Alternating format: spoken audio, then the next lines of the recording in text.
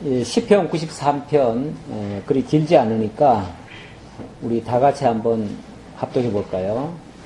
여호와께서 다스리시니 스스로 권위를 입으셨도다. 여호와께서 능력의 옷을 입으시며 띠를 띠셨으므로 세계도 견고히 서서 흔들리지 아니하는도다. 주의 보호자는 예로부터 견고히 섰으며 주는 영원부터 계셨나이다. 여호와여, 큰 물이 소리를 높였고 큰 물이 그 소리를 높였으니 큰 물이 그 물결을 높이나이다. 높이 계신 여호와의 능력은 많은 물소리와 바다의 큰 파도보다 크니이다. 여호와여, 주의 증거들이 매우 확실하고 거룩함이 주의 집에 확당하니 여호와는 영원 무궁하시리이다. 아멘. 예, 여호와께서 다스리시니 스스로 권위를 입으셨다. 하나님이 온 천하를 다 주관하시고 다스리시는 대주제이심을 말씀하시고요. 그가 여호와께서 능력의 옷을 입으시며 띠를 띠셨으므로 세계도 견고히 있어서 흔들리지 아니하는도다. 능력의 옷을 입으시고 띠를 띠셨다. 뭐하러 그렇게 하셨는가? 세계를 다스리시고 그 가운데 악한 대적을 보수하시기 위해서 그렇게 하신 겁니다. 그래서 주의 보호자는 예로부터 견고히 있었으며 주는 영원부터 계셨나이다. 여호와여, 큰 물이 소리를 높였고 큰 물이 그 소리를 높였으니 큰 물이 그 물결을 높이나이다. 큰 물. 하나님이 주관하시고 다스려 가시는 이 세계의 모든 하나님의 도구들이죠. 그런 것들을 동원해가지고 다스리시기도 하고 보수하시기도 하고 심판하시기도 하고 하나님 말씀 한마디에 그 모든 것들이 움직여서 역사를 이루어내신다 그 말이에요. 자, 이렇게 하시는 하나님, 그 하나님의 역사들이 결국 하나님을 증거합니다. 하나님의 존재를 증거하고 하나님의 역사들을 증거합니다. 그래서 이렇게 마지막 결론으로는 이렇게 얘기합니다. 여호와여, 주의 증거들이 매우 확실하고 거룩함이 주의 집에 합당하니 하나님만이 거룩하심이 증명이 된 거예요. 그리고 하나님만이 전능자이심이 증명이 된 겁니다. 그래서 여호와는 영원 무궁하시리이다. 영원 무궁토록 하나님만이 여호와 되심을 증거한다. 이것이 바로 대적에 대한 보수를 강구하는 내용 가운데 들어있는 내용입니다. 다시 말하면 하나님이 이런 권능과 주권으로 세계를 다스리시고 대적을 심판해 달라고 하는 그러한 기도라는 거죠. 그렇게 이루어 주시면 하나님은 틀림없는 약속대로 이루시는 여호와이십니다. 라고 고백하는 그런 말씀이 되겠습니다. 자, 94편으로 넘어가죠. 94편은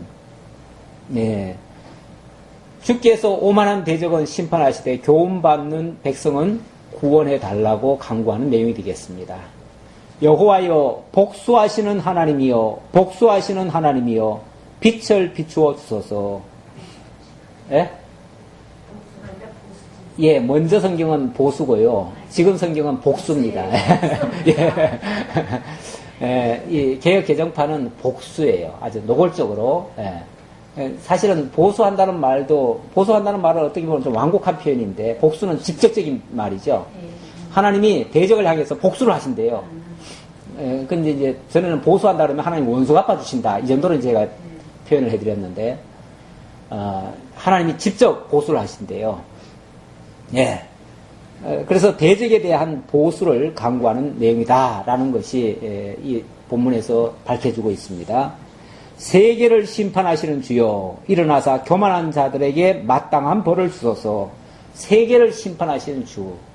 그러니까 이 세계가 결국 하나님의 손 아래에서 움직이고 하나님의 뜻을 이루는데 동원되고 그러다가 하나님의 뜻을 거스려지면 하나님이 심판을 하시고 쉽게 말하면은 하나님의 쓰임에 끝나면 버려지는 그런 존재들이죠. 그게 세상 제국들의 모습이었다는 것을 지난번에 우리 다리엘서를 통해서 잘 봤죠.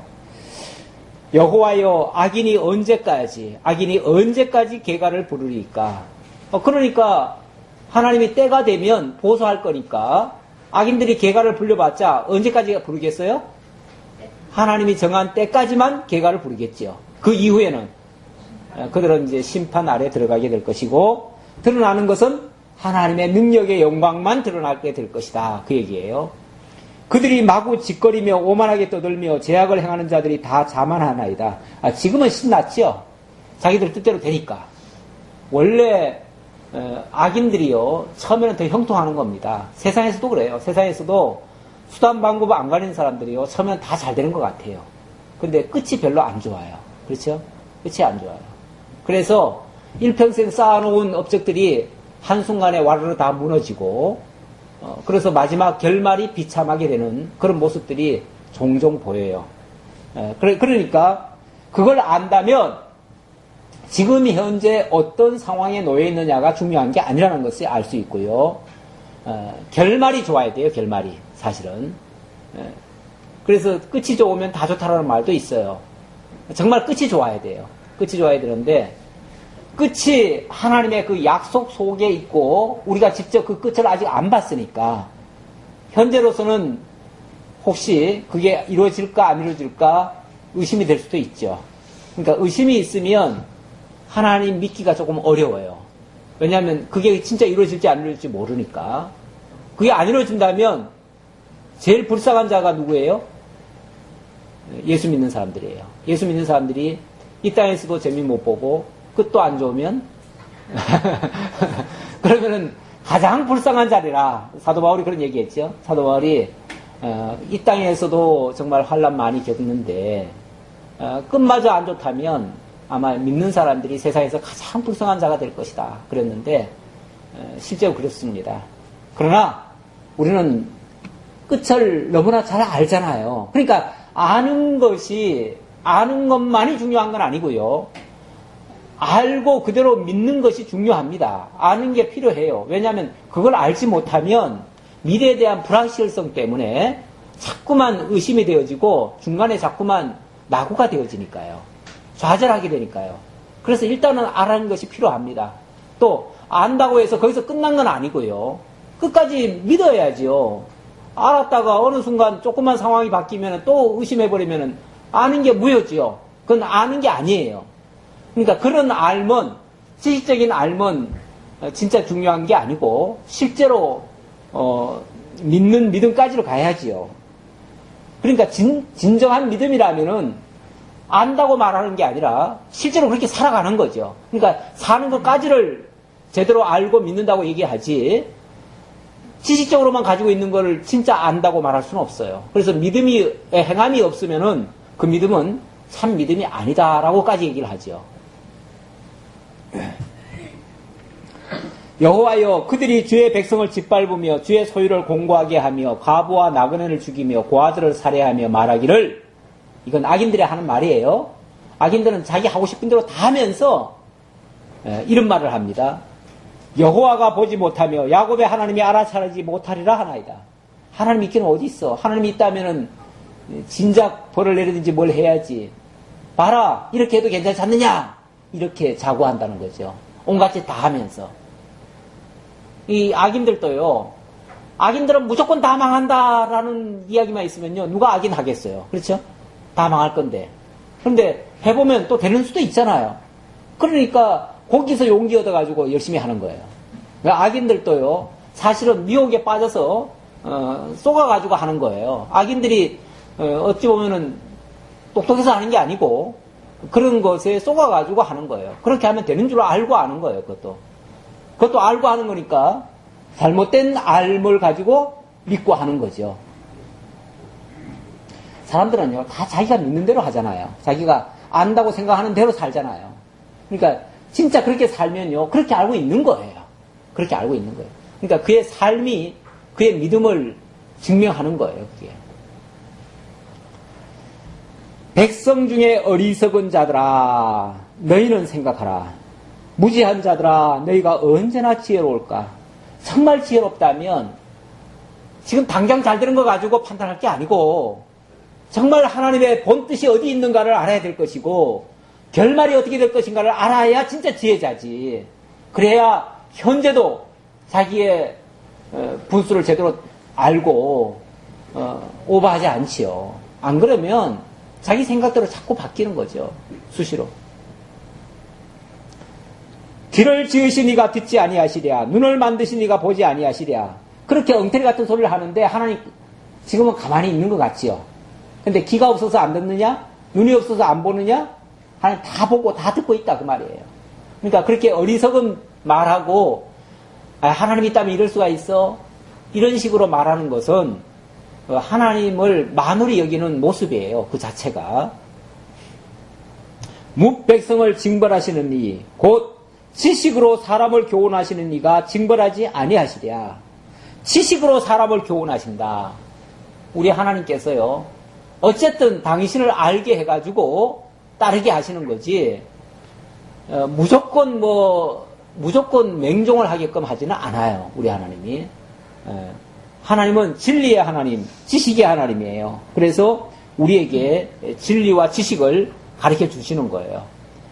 그걸로 우리가 깨닫고 또 징벌도 당하고 마음의 채찍도 느끼고 경계의 교훈도 받고 이렇게 하는 거죠. 이렇게 다듬어 가는 거죠. 여호와께서는 사람의 생각이 허무함을 아시느니라. 예. 사람은 온갖 장기를 다 부리고 온갖 생각을 지 마음대로 다 하지만 하나님 다 보고 계셔요. 다 알고 계셔요. 얼마나 그 생각들이 허망한 건지를 다 알고 계셔요. 여호와여 주로부터 징벌을 받으며 주의 법으로 교훈하심을 받는 자가 복이 있나니. 그런데 진짜 복된 사람은요. 말씀 속에서 징계를 받을 줄 알아야 돼요. 깨달음이 있어야 돼요. 그 죄책감도 말씀 속에서 그러니까 죄를 깨달아야죠. 죄책감이라기보다도 죄를 깨달아야죠. 그래야 자기가 지금 얼마나 잘못된 길을 가고 있는지를 알고 돌이킬 수가 있는 거죠. 이렇게 주로부터 징벌을 받고 주의 법으로 교훈하심을 받는 자가 정말 복이 있다. 왜 복이 있는가? 이런 사람에게는 환난의 날을 피하게 하사 악인을 위하여 구덩이를 팔 때까지 평안을 주시리이다. 궁극적인 그 환난을 피할 수 있는 길로 인도하니까. 그리고 악인들은 결국 망하는 모습을 보게 될 거니까. 그래서 복이 있다. 그런가 하면 한편에서는요. 여호와께서는 자기 백성을 버리지 아니하시며 자기의 소유를 외면하지 아니하시리로다. 자기 백성은 절대 안 버린다. 그게 우리 성도들의 큰 자산입니다. 우리 성도들 솔직히 다른 건 자랑할 게 없어요. 그러나 하나님 나 붙들고 있다. 하나님 나 지키고 있다. 나는 하나님의 자녀다. 나는 하나님의 의로 말미암아 하나님의 나를 유업으로 받았다. 이런 어찌 보면 가장 단순한 그것이 우리에게는 엄청난 큰 힘입니다. 이런 생각을 가지고 있고 이런 믿음을 가지고 있는 자는 하나님이 절대 버리지 아니하신다. 자기의 소유를 외면하지 아니하시리로다. 그게 당신이 그렇게 삼으시려고 만들어 놓은 백성인데 왜 버리시겠어요? 심판이 의로 돌아가리니 마음이 정직한 자가 다 따르리로다. 의로 돌아간다. 하나님의 공의를 드러내는 그런 일이고 그 심판을 통해서 하나님을 깨닫게 하니까 마음이 정직한 자는 그 하나님을 따르게 될 것이다. 누가 나를 위하여 일어나서 행악자들을 치며 누가 나를 위하여 일어나서 악행하는 자들을 칠까? 예. 여호와께서 내게 도움이 되지 아니하셨다면 내 영혼이 벌써 침묵 속에 잠겼으리로다. 예. 아무리 의인이지만 오랜 동안의 그 환난과 그런 연단이 있다 보면요, 자기도 모르게 좀 좌절하고 낙심하는 그런 경우가 있습니다. 그럴 때에 정말 하나님이 지켜주셨다는 것을 알지 못한다면 일어설 힘이 없지요. 그때는 자칫하면 넘어지죠. 그런데 우리 하나님께서 나도 모르는 사이에 여호와께서 내게 도움이 되지 아니하셨다면, 그러니까 도움이 되셨다는 얘기죠. 도움이 되셨기 때문에. 그리고 내 영혼이 벌써 침묵 속에 잠겼으리로다. 만약에 도움이 안 됐다면 내가 벌써 망했을 텐데 하나님이 나를 망하지 않도록 보호하셨다 그 말이죠. 여호와여 나의 발이 미끄러진다고 말할 때에 주의 인자하심이 나를 붙드셨사오며 아 나는 죽겠다 나는 자칫하면 미끄러지겠다라고 생각할 그때에 하나님이 나를 붙드셨다는 거죠. 나도 모르는 사이에 하나님은 지켜주셨다. 내 속에 근심이 많을 때 주의 위안이 내 영혼을 즐겁게 하시나이다. 그러니까 우리는 말씀 믿고 견디다가 이제는 더 이상 못 견디겠다. 이제 쓰러져 죽겠구나. 이렇게 해서 끝나는구나. 라고 생각하는 그 순간에 하나님이 나를 붙드셨다는 거예요. 그러니까 절대 망하게는 하지 않는다. 그런데 당장 눈앞에 보이는 것은요. 악인이 잘 되는 것 같고 의인이 고난을 받는 것 같으니까 그것 때문에 우리가 가끔씩 좌절할 때가 있어요. 좌절하는데 좌절할 때쯤 되면 하나님께서는 다시 우리를 붙들어 주시는 그 모습이 또 남아 있다는 거예요. 예. 20절입니다. 율례를 빙자하고 재난을 꾸미는 악한 재판장이 어찌 주와 어울리리까. 참 희한한 말씀이 다 있네요. 율례를 빙자하고 재난을 꾸미는 악한 재판장. 세상은요 불의하다 보니까 율례를 빙자해서 다시 말하면 법을 내세워 가면서 온갖 못된 재판을 다 하는 그런 재판장도 있어요. 그제 보니까 지난번에 그 군대 가가지고 칼빈 소총으로 M16으로 칼빈이 아니라 M16으로 3발을 맞고 죽은 사람이 있었어요. 가슴에 2발 맞고 머리를 또 맞아가지고 죽었어요. 죽었는데 그게 이제 자살로 결론이 났지요. 자살로 났어요. 그런데 이거는 도저히 제 말이 안 되죠. M16이 아십니까? M16이 이 총 중에서 제일 큰 거예요. 제일 오래된 거고 제일 또 화력이 세요. 그거는요 1년로 쭉 한 5명 놔두고요 쏘면은요 5명이 다 죽어버려요. 그만큼 총알이 다 뚫고 들어가가지고 다 폭발시켜가지고 다 죽여버려요. 그러니까 단 한 발로도 그만큼 센 거예요. 그런데 그걸로 자기가 자기한테 이게 또 커가지고요 이렇게 오지도 못해요. 사실은 잡지도 못해요. 잡지도 못하는 거를 자기가 잡고 가슴을 2발 쏴고 그리고 머리를 쐈대요. 가슴 2발 쐈는데 안 죽으니까 또 머리를 또 쐈다는 거예요. 아니 권총으로 쏴도 이게 안 되거든요. 사실은 그렇잖아요. 권총으로 쏴도 그렇게는 못해요. 그런데 그것도 M16으로 혼자 제대로 들지도 못하는 걸 가지고 그렇게 했다는 거예요. 그런데 어쨌든 그게 의문사에서 도저히 그거는 아니다. 자살은 아닌 것 같다. 다시 재조사해라. 그런데 최종 결론은 어떻게 났느냐? 또 자살이에요. 최종 결론이 자살이에요. 그런데 이건 뭐 누구한테 보여줘도 이건 자살이 아니라는 게 명백한데도 그 재판장은 법을 또 들이대가면서 이거는 자살이라는 거예요. 최종적으로. 근데 이 말씀이 문득 생각나는 거예요. 율례를 빙자해서 무슨 법? 군대법.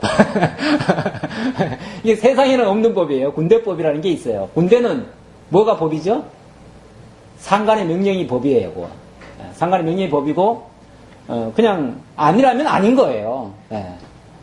뭐 눈물이 빨갛다 그러면 전부 다 빨간 거예요. 거기에 다른 이의가 없어요. 이런 식으로 사실은 재판이 이루어지는 게 많습니다. 그래서 이 정권이 바뀌면은 재판이 갑자기 다 무효되는 것들이 많죠.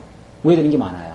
그러니까 그 정권 아래에서는 그게 법이었어요. 그런데 바뀌면 법이 또 바뀌는 거예요. 그러니까 율례를 빙자해서 악하게 재판하는 그런 재판장이 재난을 꾸미는 악한 재판장이 참 세상에는 많아요.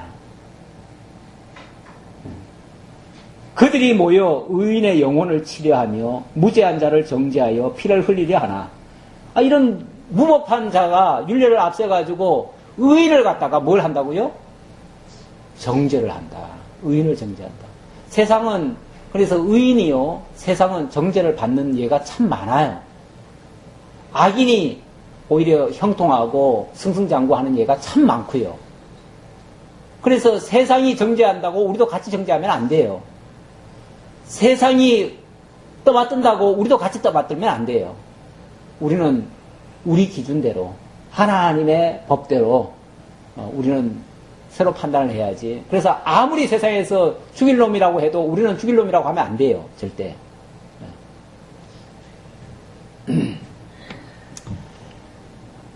여호와는 자 그렇게 의인을 갖다가 억울하게 하고 의인을 망하게 하는 예가 참 많은데 그러나 여호와는 나의 요새이시오.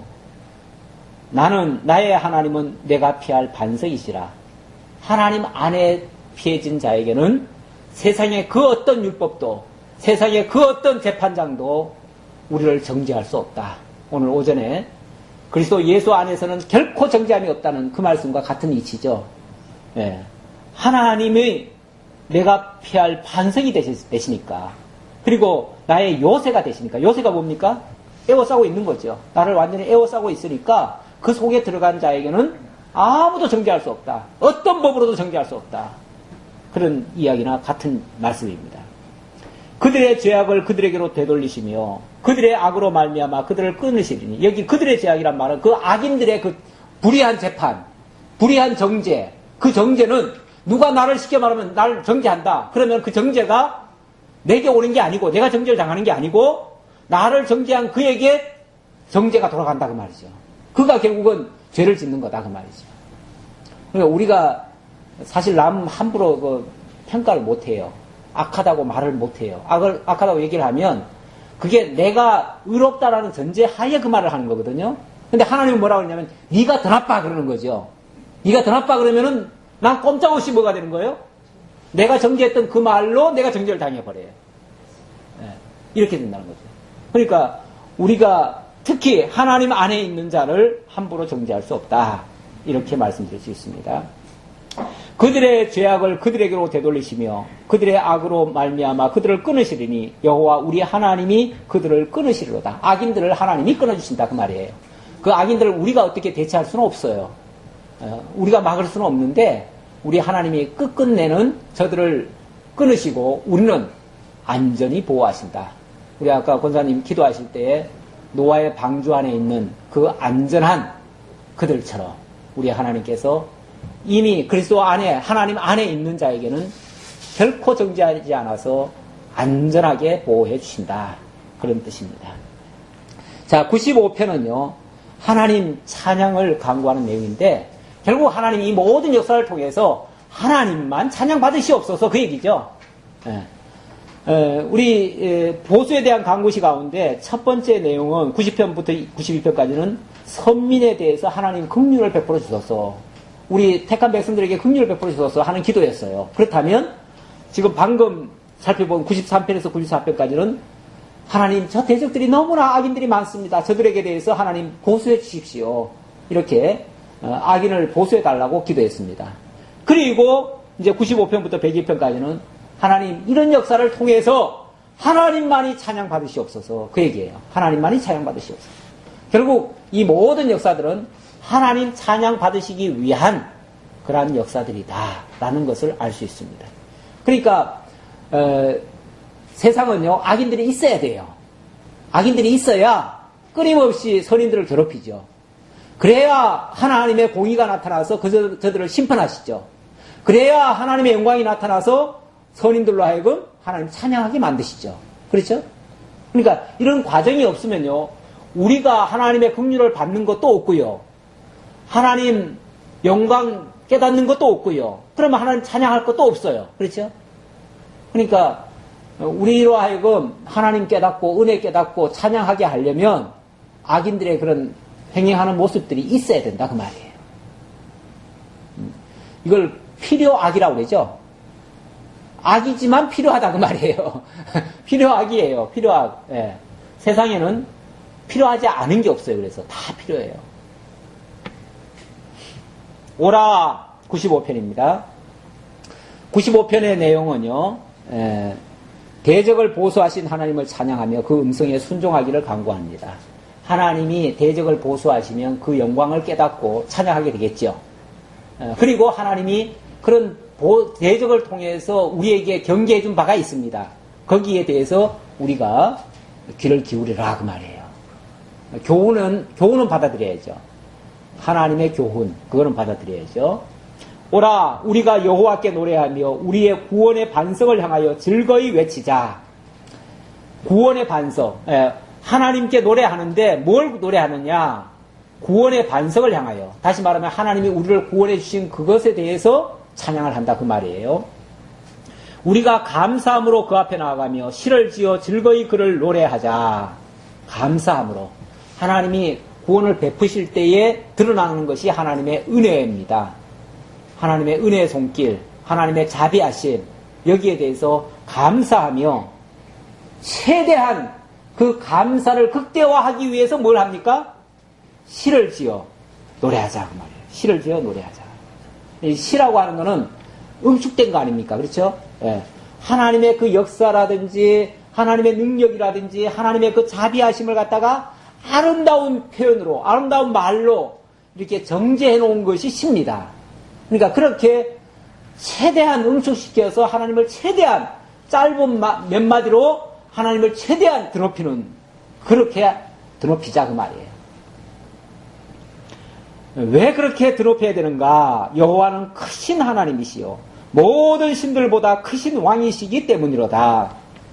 왜 그렇게 찬양을 하냐 하면은 하나님이 대적을 무찌르시고 보수하실 때 그때 드러난 그 역사들 그것들이 하나님의 크심을 드러냈기 때문에 그리고 모든 대적들의 그 신들보다도 더 강한 것이 드러났기 때문에 그래서 하나님을 찬양할 수밖에 없다 그 말이에요. 땅의 깊은 곳이 그의 손안에 있으며 산들의 높은 곳도 그의 것이로다. 바다도 그의 것이라 그가 만드셨고 육지도 그의 손이 지으셨도다. 이 세상 삼라만상 그 어느 것도 하나님의 영역을 벗어난 것은 없습니다. 하나님의 뜻을 거스릴 수도 없고요. 그러니까 그 모든 것들이 결국은 하나님의 말씀에 순종해서 당신의 영광을 드러내는 일에 쓰여졌습니다. 그러니 그것들을 보면서도 과연 우리 하나님은 위대하시다. 우리 하나님은 크시다. 이 모든 것을 주관하시는 하나님이시구나. 이렇게 찬양할 수밖에 없다고 말이에요. 오라 우리가 굽혀 경배하며 우리를 지으신 여호와 앞에 무릎을 꿇자. 그 크신 하나님 앞에 무릎은 무릎 꿇어야지가 아니라 꿇어지는 거죠. 네, 꿇어져요. 어떻게 그분 앞에 우리가 고개를 뻣뻣이 들 수가 있어요. 정말 대단하십니다. 정말 위대하십니다. 정말 하나님은 한없이 크십니다. 온 세계를 다 굴복시키는 그 하나님 앞에 어떻게 우리가 무릎을 안 꿇냐 그 말이에요. 그런 하나님을 깨달았기 때문에 그래요. 그래서 이렇게 찬양을 합니다. 꿇고 하는 말이 그는 우리의 하나님이시요 우리는 그가 기르시는 백성이며 그의 손이 돌보시는 양이기 때문이라. 우리는 그는 우리의 하나님이시다. 우리 정말 하나님 대단하십니다. 어쩌면 그 크신 능력 가지고 우리를 이렇게 자상하게 돌보십니까? 우리를 마치 어린아이, 어린 양처럼 이렇게 돌보십니까? 어린 양은 사실은 말도 안 듣거든요. 지독하게 안 듣는 게 양이라고 그래요. 고집대로 하고 자기 가고 싶은 대로 가버리고 그래서 통솔하는 것이 없으면요. 제 길로 제 멋대로 가가지고 무리에게서 흩어져가지고 결국 어디 가서 죽는지도 모르게 죽어버린대요. 그러니까 늘 관심을 가져야 돼요. 애착을 가지고 살펴야 되는데 우리 하나님이 친히 목자장처럼 우리를 양처럼 그렇게 돌보셨다는 거예요. 그러니까 뭐 하라는 거예요? 그의 음성이 나거들랑 그의 음성에 귀 기울여서 듣고 따라와라 그 말이죠. 너희가 오늘 그의 음성을 듣거든 너희는 무리바에서와 같이 또 광야의 마사에서 지냈던 것 같이 너희 마음을 완악하게 하지 말지어다. 그런데 이스라엘 백성들에게는 아주 나쁜 추억이 있죠. 무슨 추억이 있습니까? 일찍이 하나님께서 이스라엘 백성들을 정말 어여삐 여겨가지고 애굽 땅 종되었던 집에서 이끌어내가지고 광야로 구원해 내셨어요. 그래서 여기서 하나님을 섬겨라. 그래 놨더니 어떻게 했어요? 시시각각 그냥 마음도 변하고 지 마음대로 행동하고 그리고는 하나님을 계속 대적을 했어요. 그래서 하나님은 쓴물을 주시기도 하고 또 여러 가지 어려움을 주셨죠. 광야에서 40년간 헤매도록 만드셨죠. 그게 너희들에게 어찌 보면 경계의 거울로 주신 거다. 그때 말 안 듣다가 어떻게 됐느냐? 너희들 다 망했지? 그러니까 이제부터라도 뭐하라? 하나님의 음성이 들리거들랑 들어라 그 말이죠. 그 음성에 귀를 기울여라 그 말이죠. 그때에 너희 조상들이 내가 행한 일을 보고서도 나를 시험하고 조사하였도다. 좋은 의미에서 시험하고 조사한 게 아니라 하나님 거역하려고 사사건건 대적하고 트집 잡고 원망하고 불평하고 짜증내고 이렇게 했다는 거예요. 그래서 내가 40년 동안 그 세대로 말미암아 근심하여 이르기를 그들은 마음이 미혹된 백성이라 내 길을 알지 못한다 하였도다. 마음이 미혹된 백성이라. 어디에 미혹이 됐어요? 물론 뭐 가까이는 그 원주민들한테 미혹이 됐을 테고 또 아니면은 끝에 따라오는 자들 맨 진 끝에서부터 그들에게 또 미혹되기도 해요. 다시 말하면 믿음 없는 자에게 이상하게 미혹이 돼요. 믿음 없는 자가요. 원래 아무리 영향력이 없는 사람도요. 영향력이 없다 보니까 아무리 날 도와주려고 해도 도움이 안 됩니다. 안 될 수가 있어요. 안 되는데 해를 끼치는 데는 도움이 잘 됩니다. 그러니까 득을 주는 데는 절대 도움이 안 돼도 해를 끼치는 데는 어마어마한 영향력을 줍니다. 그런 게 있어요. 그러니까 믿음이 없는 사람과 가까이 하다 보면 자기도 모르게 그 악의 영향을 받게 돼요. 그래서 자기도 휩쓸려 가게 돼요. 이게 이제 미혹된 백성이라는 얘기죠. 그러니까 그 광야에서 엎드려진 사람들도 사실은 그런 것에 미혹이 된 겁니다. 가나안에서 반야에 갔던 데도 마찬가지죠. 믿음 있는 사람 두 사람이 아무리 하나님의 말씀을 가지고 들이대고 얘기를 해도 그 말에 미혹은 안 되잖아요. 그 말은 따르지는 않잖아요. 미혹된다니까 무조건 나쁜 의미가 아니라 자꾸 그 영향을 안 받잖아요. 그렇죠? 그 영향을 못 받는데 누구 영향을 받아요? 부정적인 말에는 영향을 잘 받아요. 그래서 안 됩니다. 한 사람만 안 된다 그래도 사실은 다 주저앉을 텐데 10사람이나 안 된다고 하니까 말도 못하게 그냥 다 주저앉아 버리죠. 그러다가 결국은 그 미혹에 다 넘어간 거죠. 미혹된 백성이라 내 길을 알지 못한다 하였도다. 미혹됐으니까 결국 미혹된 백성이 하나님의 길을 알 리가 없죠. 하나님의 길을 모르니까 하나님이 지도한 대로 가면은 어떻게 될지를 모르니까 결국 이대로 간 거죠. 그 길이 살 길 같아가지고. 그런데 그 길이 사실은 사망의 길이었고 죽음의 길이었습니다. 당장 눈앞에 보이는 거 가지고 우리가 자꾸 판단하면 안 돼요. 그래서 우리 하나님 뭐라고 그러셨는가? 그러므로 내가 노하여 맹세하기를 그들은 내 안식에 들어오지 못하리라 하였도다. 그래서 결국은 이스라엘 백성들 그 광야에서 40년간 다 쓰러져 버렸잖아요. 그래서 1세대들 다 죽고 안식에 들어가지 못했습니다. 그런 것처럼 이건 하나의 경계의 거울이라는 거예요. 오늘을 사는 우리들에게 경계의 거울이라는 거예요.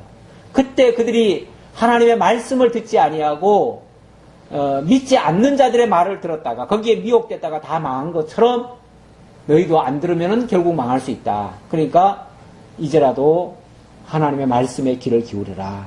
하나님 말씀에 순종해라 그 말이죠. 자, 96편 한 장을 더 보도록 하지요. 여기서는 여호와의 구원을 통해 드러난 영광을 새 노래로 찬양하기를 간구합니다. 비슷한 맥락인데 결국 하나님의 구원의 역사가 있고요. 그걸 새 노래로 지어서 하나님께 찬양하라 그 말입니다. 새 노래로 여호와께 노래하라. 새 노래.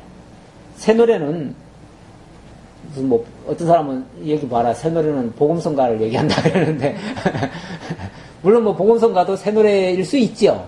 찬송가도 새 노래일 수 있고 새 노래라는 건 새로 지었다는 의미가 아니라 하나님을 바르게 깨달은 그러한 진리에 대한 내용이다 그 말이에요. 그걸 노래로 부르면 새 노래가 되는 거고 그걸 시로 지으면은 새 시가 되겠고 그렇게 되겠죠.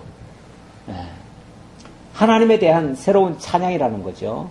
그건 깨닫고 부르는 노래가 되겠습니다. 온 땅이여 여호와께 노래할지어다. 여호와께 노래하여 그의 이름을 송축하며 그의 구원을 날마다 전파할지어다. 우리가 전파한다는 것은요, 물론 뭐 사람을 직접 이렇게 소개하고 하는 것도 전파지만은 하나님의 역사를 드러내는 일입니다. 하나님의 역사를 알리는 일입니다.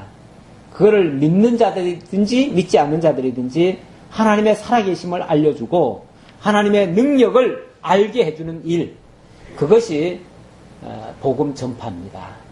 이거는 우리가 평생 할 일이고 우리 성도들에게는 마땅히 주어진 역할입니다.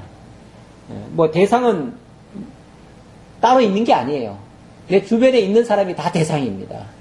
그들에게 끊임없이 하나님의 살아계심을 알려주고 하나님의 전능하심, 하나님의 자비로우심, 하나님의 은혜로우심, 우리가 말할 때마다 누가 어렵다라고 얘기하면 하나님을 얘기할 수 있는 저의 기회 아닙니까? 누가 기쁘다 하면 그것도 사실은 하나님을 알려줄 수 있는, 너에게 이 복을 주신 하나님을 알려주실 수 있는 그런 기회 아닙니까? 모든 게 다 기회예요. 뭐 대부분이 보면 좋은 일 아니면 나쁜 일이잖아요. 그러니까 뭐 그럴 때마다 우리가 말할 수 있는 거죠. 그런데 우리가 그런 기회들을 자꾸 놓치죠. 놓치는 이유는 거기에 우리가 잘 쉽게 말하면 적용을 못하는 거죠. 적용을 못하는 거죠. 하나님은 끊임없이 우리에게 기회를 주고 있습니다. 말씀을 전할 수 있는 기회. 여호와께 노래하여 했고요. 그의 영광을 백성들 가운데, 그의 기이한 행적을 만민 가운데에 선포할지어다. 그의 영광, 하나님의 하신 일, 하나님의 능력, 이런 것들을 만 백성들에게 알리라는 겁니다. 여호와는 위대하시니 지극히 찬양할 것이요 모든 신들보다 경외할 것이며 만국의 모든 신들은 우상들이지만 여호와께서는 하늘을 지으셨음이로다. 하나님이 지금 대적을 보수하시는 그런 모습을 통해서 대적들의 그 신들은 아무것도 아니라는 게 드러났지요.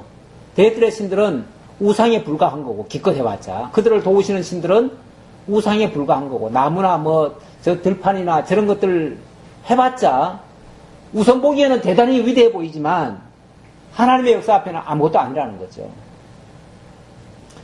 그러니까 결국은 그 모든 것들을 지으신 분이 오히려 하나님이시니까 대적들이 신이라 여기던 것들도 실제로는 하나님이 지으신 피조물에 불과하니까. 그러니까 진짜 찬양받으실 이는 그 신들이 아니고 그 나무들이 아니고 그 산들이 아니고 그 산들을 지으신 그 하나님이시다. 그 하나님이 산들만 지은 것이 아니라 그 산들 속에 있는 모든 나라와 모든 백성들과 다 주관하고 계신다. 그러니까 여기 산과 그 대적들을 같이 묶어놓은 이유는요, 그 대적들은 대부분 보면은 그런 어떤 소위 말해서 자연이라고 일컬어지는 그런 것들을 다 신으로 섬기고 있잖아요. 그런 것들에게 빌고 그런 것들이 자기를 도와가지고 자기네들이 승승장구한 것처럼 착각을 하잖아요. 근데 하나님의 역사 앞에는 아무것도 아니거든요. 그러니까 하나님의 영광을 보고 그 영광 앞에 다 무릎 꿇어라. 하나님이 진짜 이 모든 것들의 신이시다 라고 말씀하는 거죠. 존귀와 위엄이 그의 앞에 있으며 능력과 아름다움이 그의 성소에 있도다. 결국 하나님이 당신의 능력, 당신의 영광, 당신의 아름다움 드러내시려고 그 모든 것을 지으셨고 또 다스리고 계신다. 만국의 족속들아 영광과 권능을 여호와께 돌릴지어다. 여호와께 돌릴지어다. 하나님만 그 영광을 받기에 합당하신 분이시다. 다른 것들은 거기에 다 피조된 존재에 불과하니까 아무것도 아니다. 그것들에게 지금까지 영광을 돌렸지 다 헛거야 그 말이죠. 여호와의 이름에 합당한 영광을 그에게 돌릴지어다. 예물을 들고 그의 궁정에 들어갈지어다. 하나님의 그 이름, 하나님의 이름, 약속대로 자기 백성들을 구원해 주신 그 역사 앞에 하나님 찬양하는 것은 당연한 것이고 합당한 겁니다. 그러니까 그것을 깨닫고 그 하나님께 영광을 돌리기 위해서 성전에 들어가고 또 그 하나님을 높이기 위해서 그 하나님 앞에 예물을 드리고 이렇게 하라는 겁니다. 예물을 드린다는 것은 이 모든 역사가 당신 겁니다. 당신이 주신 겁니다. 이거 아닙니까? 이스라엘 백성들, 예를 들어서, 누굽니까? 아브라함이 소돔 전투에서 승리했잖아요. 그리고 많은 것을 노력해왔더니 소돔 왕이, 야, 너 대단하다. 네가 노력했으니까 다 네 거다. 네가 가져라. 그랬죠? 그랬을 때, 뭐라고 그랬죠? 멜기세덱이 와가지고, 너에게 승리하게 하신 분은 저 하늘에 계신 하나님이시다. 그러니까, 10분의 1을 하나님께 돌려라. 그 말은, 네가 이게 취한 게 네가 취한 게 아니다 그 말이죠. 하나님 주신 거다. 하나님 주신 거니까 하나님께 10분의 1을 돌림으로써 하나님께 돌린다는 신앙 고백을 하라 그 말이에요. 그게 이제 하나님이 주인 되심을 인정하는 겁니다. 그래서 예물을 돌린다는 의미는 하나님이 이 모든 것을 주셨다는 것을 고백하는 신앙 고백이에요. 신앙 고백으로 예물을 드리라는 거예요. 그래서 구약에 보면은 성전에 올 때마다 예물을 드리라는 말도 있어요. 그게 왜냐하면 하나님 앞에 그걸 신앙 고백하라는 얘기예요. 단순히 돈을 얘기하는 게 아니고 하나님 앞에 내게 주신 모든 은혜가 하나님으로부터 왔습니다라는 것을 고백하라는 거예요. 사실은 모든 것은 그 고백에서부터 출발하는 겁니다. 신앙은. 내 힘이고 내가 했고 내가 이루었다라고 하면 하나님께 돌릴 게 없잖아요. 그렇죠? 그건 하나님을 거부하는 거나 마찬가지예요. 아름답고 거룩한 것으로 여호와께 예배할지어다. 온 땅이여 그 앞에서 떨지어다. 이렇게 하나님의 모든 역사가 하나님으로부터 말미암았고 하나님의 구원으로 이루어졌다는 것을 고백하는 것이 하나님께 드려지는 예배의 출발이라는 거예요. 거기서부터 예배가 이루어진다는 거예요. 예배라는 말이 원래 뭐죠? 예배라는 말이 하나님 앞에 엎드려 무릎 꿇는다는 얘기예요. 그러니까 내 모든 것을 다 하나님 앞에 내려놓고 하나님으로 말미암아 되어졌음을 고백하는 거예요. 모든 나라 가운데서 이르기를 여호와께서 다스리시니 세계가 굳게 서고 흔들리지 않으리라. 그가 만민을 공평하게 심판하시리라 할지로다. 이게 이제 하나님의 대적을 향해서는 보수하시는 모습이고요. 자기 백성들을 향해서는 긍휼을 베푸시는 모습이에요. 그걸 통해서 온 세계를 다스려 가시고 또 하나님의 공의를 보이시는 그런 역사들입니다. 자, 이렇게 되어지면 하늘은 기뻐하고 땅은 즐거워하며 바다와 거기에 충만한 것이 외치고 바깥 그 가운데 있는 모든 것은 즐거워할지로다. 당연히 찬송할 수밖에 없죠. 찬송이 되어진다는 거예요. 그때 숲의 모든 나무들이 여호와 앞에서 즐거이 노래하리니 그가 임하시되 땅을 심판하러 임하실 것임이라. 그가 의로 세계를 심판하시며 그의 진실하심으로 백성을 심판하시리로다. 네. 땅을 심판하시는데 뭘 근거로 해서요? 의를 근거로 해서, 그리고 당신의 진실하심을 근거로 해서, 결국 당신의 언약을 이루시고 자기 백성들을 거룩하게 하실 목적으로 이 모든 역사를, 대적 심판하시는 역사까지를 이루어 가신다. 이것이 하나님의 약속이고, 이 약속을 깨달은 백성들이 지금 먼 나라에 쫓겨가서 정말 죄 아래 놓여 있는 그 백성들마저도 이러하신 하나님을 깨닫고 하나님을 찬양하기를 간구하는, 그래서 대적을 속히 보수해서 자기 백성들이 돌아오고 또 돌아왔을 때는 하나님께 모든 영광 돌리며 하나님께 예물을 드리며 하나님 앞에 진정으로 예배하기를 간절히 소망하는 그러한 기도의 내용이었습니다. 기도하겠습니다. 아버지 하나님, 참으로 감사합니다. 언약 자손들이 깨닫지 못했을 때에는 하나님의 뜻을 거스리다가 먼 나라로 쫓겨가기도 합니다. 그러나 하나님께서 가르쳐 주신 그 진리로 말미암아 다시금 하나님의 전능성을 깨닫고 또 하나님께서 반드시 대적을 보수하시고 자기 백성들 구원해 주실 것을 믿고 또 돌아가게 되면 반드시 이렇게 하나님 앞에 예물을 돌리며 하나님을 고백하며 하나님을 경배하겠다고 하는 이러한 신앙 고백을 드리고 있습니다. 이러한 모습을 통해서 우리들의 삶도 때때로 어려움을 겪기도 하지만 그 어려움 이후에 하나님의 살아계심을 깨닫고 오히려 하나님만을 전적으로 예배할 수 있는 저희 모두가 되게 하옵소서. 이제 세상으로 나아가고자 합니다. 한 주간 동안 이 들은 말씀이 우리의 삶을 지배하고 우리의 생활을 인도해서 참으로 하나님의 사람답게 또 믿음 있는 사람답게 모든 것을 다 이기고 극복하며 모든 것을 다 하나님 앞에 무릎 꿇리며 하나님께 영광 돌리고 찬양 돌릴 수 있는 우리의 참된 신앙이 다 되게 하옵소서. 예수님의 이름으로 기도하옵나이다. 아멘.